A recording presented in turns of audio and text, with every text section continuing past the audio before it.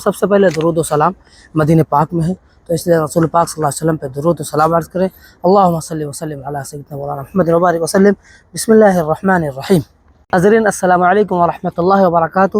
آج ہم آئے ہیں احد پہاڑ کے دامن۔ یہ وہی احد پہاڑ ہے جس کی تاریخ جو ہے آپ سب کو بہتر پتہ ہے اسلام میں کیا ہے۔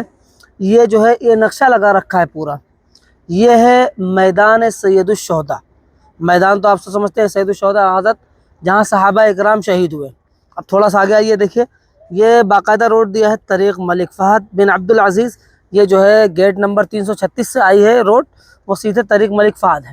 اب یہ آپ کو جو پورا نقشہ نظر آ رہا ہے، اس میں کہاں کس کی کیا قبریں ہیں، انشاءاللہ چلیے آپ کو لے چلتے ہیں اور دکھاتے ہیں۔ آپ ویڈیو میں برابر بنے رہیے، انشاءاللہ آپ کو دکھاتے ہیں، پوری زیارت کرواتے ہیں۔ جیسا کہ ہم نے بتایا آپ کو، ہم جنگ احد میں آئے۔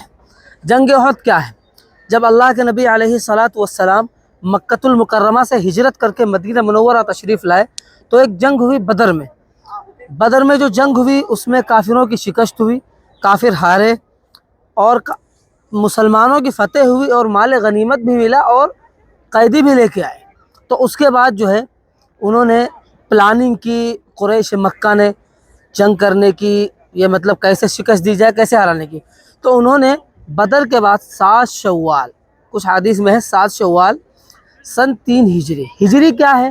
ہجری بولتے ہیں جب اللہ کے نبی علیہ السلام مکے سے ہجرت کیے تو وہاں سے ہجری شروع ہو گئی۔ تو 3 ہجری 7 شوال کو جو ہے جنگ کے لیے یہاں آئے، جنگ احد۔ اب احد میں آئے ابو سفیان۔ کیا ابو سفیان جو ہے اس لشکر کا کمانڈر تھا، سپاہی کمانڈر جو ہوتا ہے جس کے قیادت میں جنگ لڑی جاتی ہے، ابو سفیان کمانڈر تھا۔ وہ 3000 لوگوں کے ساتھ آئے۔ مسلمانوں کی تعداد 1000 تھی لیکن 300 واپس پلٹ گئے تو کل 700 بچے۔ اچھا، جو جنگ کا جو سسٹم ہوا تھا، جنگ احد میں کس طرح اللہ کے نبی نے پیٹ کی، کس طرح سے کیا کیا، یہ آئیے میں آپ کو دکھاتا ہوں، تھوڑا ادھر آئیے گا۔ جیسے یہ آپ پیچھے دیکھیے پہاڑ ہے، یہ آپ پیچھے دیکھ سکتے ہیں پہاڑ ہے، یہ قبرستان کے پیچھے پورا پہاڑ ہے۔ تو ادھر اللہ کے نبی ایسے پیٹ تھی، مطلب پیٹ تھا پہاڑ کی طرف۔ اب جو ہے ادھر ہے جبل رمہ، لیفٹ ہینڈ پہ دکھائیے، ہاں تھوڑا زوم کر کے، یہ ہے جبل رمہ۔ جبل رمہ ہے، یہاں اللہ کے نبی علیہ السلام نے 50 تیر اندازوں کو کھڑا کیا یہاں پہ۔ اب نہ تو پیچھے سے خطرہ، نہ تو لیفٹ ہینڈ سے خطرہ۔ اب جو بچا ادھر رائٹ ہینڈ والا دکھائیے گا ذرا، ادھر، ہاں یہ رائٹ۔ اب ادھر سے ہی جس کو حملہ کرنا تھا، ادھر 50 تیر انداز کھڑے ہیں۔ کوئی اگر پیچھے سے آئے گا تو وہ تیر اندازی کے لیے وہ ہے۔ اللہ کے نبی صلی اللہ علیہ وسلم نے فرمایا جب تک میں نہ کہوں نیچے نہیں اترنا، جنگ ہارے یا جیتے، یہ اللہ کے نبی صلی اللہ علیہ وسلم کا فرمان تھا۔ اب اس کی آگے تفصیل میں ہم بتائیں گے۔ تو پیٹھ تھی احد کی طرف اور سر تھا ادھر رائٹ ہینڈ پہ جبل رمہ پہ، 50 سپاہی کھڑے کر دیے۔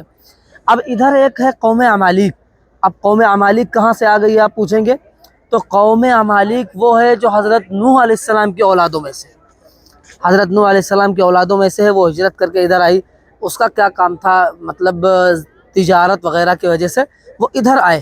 وہ کہاں بسے وہ بھی دکھاتا ہوں میں، یہاں ترانا کنواں ہے۔ اب نوح علیہ السلام کی اولادوں میں سے، ان کا جنگ سے کوئی تعلق نہیں تھا لیکن وہ یہاں آباد تھے اور شام میں آباد ہوئے، عرب ممالک میں آئے، بس ان کا تجارت کا معاملہ تھا، باقی جنگ سے ان کا کوئی تعلق نہیں تھا۔ اب آپ کو بتاتے ہیں جبل رمہ کیا ہے، کون کون صحابی وہاں جو ہے کھڑے ہوئے، کون کون صحابی تیر انداز، 50 صحابی تھے جو مشہور صحابہ میں سے۔ اچھا، جو یہاں جنگ میں جو صحابہ ہمارے شہید ہوئے، جو اسلام کا سب سے بڑا نقصان ہوا، اس کا سبب کیا تھا وہ بھی میں آئیے آپ کو بتاتا ہوں اور دکھاتا ہوں۔ ادھر قبروں کی زیارت اور اس کے ساتھ ساتھ بتاتا ہوں۔ ہم آئے ہیں سید الشہداء کے مقبرے پہ، تو سب سے پہلے ہمارا حق ہے صحابہ اکرام رضوان اللہ تعالی علیہم اجمعین اور اللہ کے نبی صلی اللہ علیہ وسلم کے پیارے حبیب چچا، ان کو سلام عرض کرتے ہیں۔ السلام علیکم اہل الدیار بالمؤمنین والمسلمین وإنا ان شاء اللہ للاحقون، اسأل اللہ لنا ولکم العافیہ۔ اچھا، یہ حضرت امیر حمزہ رضی اللہ تعالی عنہ، یہ جو آپ کو قبر دکھ رہی ہے جو ویڈیو میں، اس میں 3 صحابی ہیں۔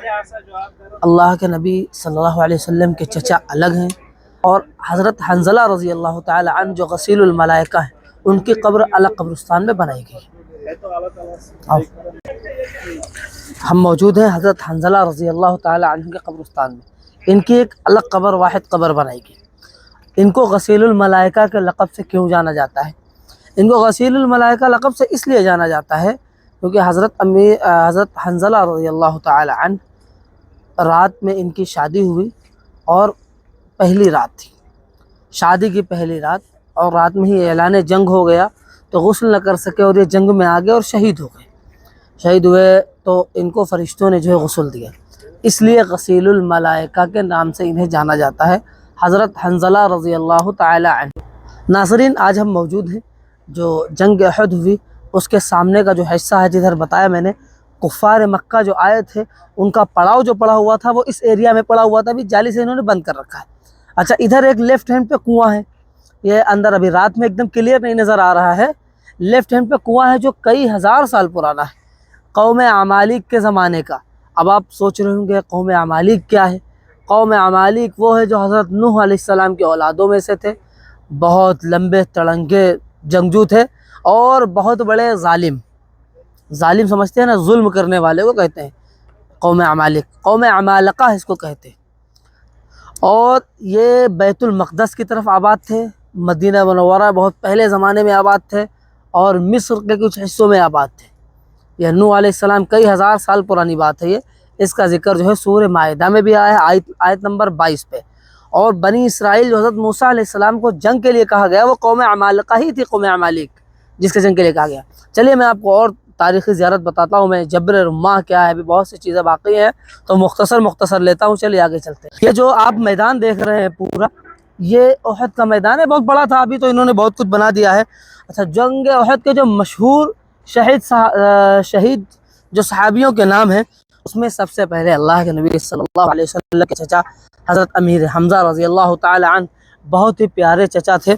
और हज़रत मसअब बिन उमैर वो सहाबी हैं जो बहुत ही मालदार और अमीर तरीन लोग में से थे, सबसे बेहतर कपड़े पहनते थे। और अब्दुल्ला बिन जहश, हज़रत अब्दुल्ला बिन जहश और मसअब बिन उमैर जो है एक ही कब्र में है, वो चचाजाद भाई भी थे। उसकी अहादीस है, मजबूत अहादीस है माशाअल्लाह। और हज़रत अमीर हमज़ा, और इसमें जो सहाबी थे हज़रत हंज़ला रज़ी अल्लाह ताला अन्हु, जिसका मैंने आपको पहले ज़िक्र किया, बताया कि यहाँ पे जो है उनकी कब्र थी, वो भी थे। अब ये इधर ज़रा मैदान की तरफ आप घुमाइए, देखिए बहुत बड़ा ये मैदान था। हज़रत अनस, ये तकरीबन 70 सहाबा थे जो मतलब ये मशहूर सहाबा थे, उनके नाम है। अब चलते हैं जबल रुमाह की तरफ, जहाँ तीरंदाज सहाबा इकराम रिज़वानुल्लाहि ताला अलैहिम अजमईन मौजूद थे। उधर चलते हैं, आपको दिखाते हैं।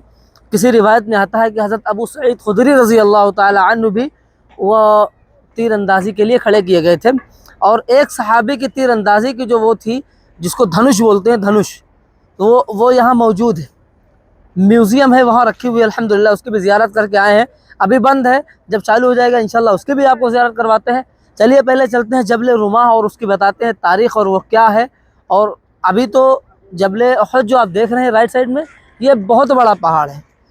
लोग बताते हैं 3.5 किलोमीटर चौड़ा और तकरीबन 7.5 किलोमीटर लंबाई है इसकी। जबल रुमाह उसके मुकाबले में बिल्कुल ज़ीरो है, बहुत छोटा सा पहाड़ है। आप 50 सहाबी खड़े किए गए थे, आप समझ लीजिए तो कितना छोटा होगा। तो चलिए जबल रुमाह पे चलते हैं और इंशाल्लाह बताते हैं आपको तारीख़।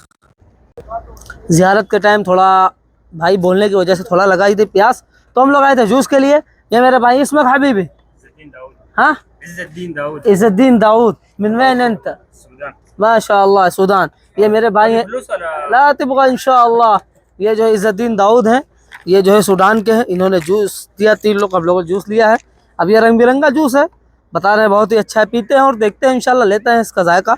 जैसे हम अपने आप बताया आपको, जबल रुम्माह के ऊपर जाते हैं, पहुँच गए जबल रुम्माह पे। जबल रुम्माह ये वो पहाड़ी है जिस पे सहाबा इकराम रिज़वानुल्लाहि ताला अलैहिम अजमईन तीरंदाज जो मुतय्यन किए थे, वो यही पहाड़ है।